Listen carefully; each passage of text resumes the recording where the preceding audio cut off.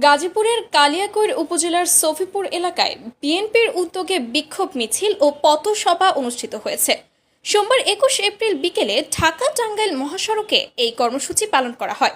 বিক্ষোভ মিছিল শেষে সংক্ষিপ্ত পথসভায় প্রধান অতিথির বক্তব্য রাখেন পৌর বিএনপির সিনিয়র যুগ্ম সম্পাদক সাইজুদ্দিন আহমেদ। তিনি বলেন, হঠাৎ করে আওয়ামী লীগের দোসররা মাথাচাড়া দিয়ে ওঠার চেষ্টা করছে। তারা প্রকাশ্যে ঘুরে বেড়াচ্ছে, তবে জনগণই এর সঠিক জবাব দেবে।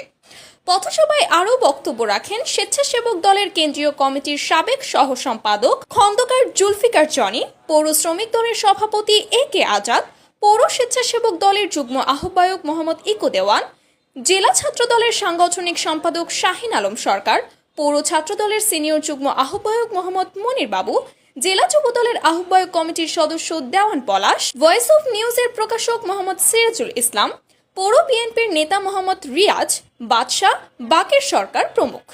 এ সময় যুবদল, শ্রমিক দল, ছাত্রদল সহ বিএনপির অঙ্গ ও সহযোগী সংগঠনের বিপুল সংখ্যক নেতাকর্মী উপস্থিত ছিলেন।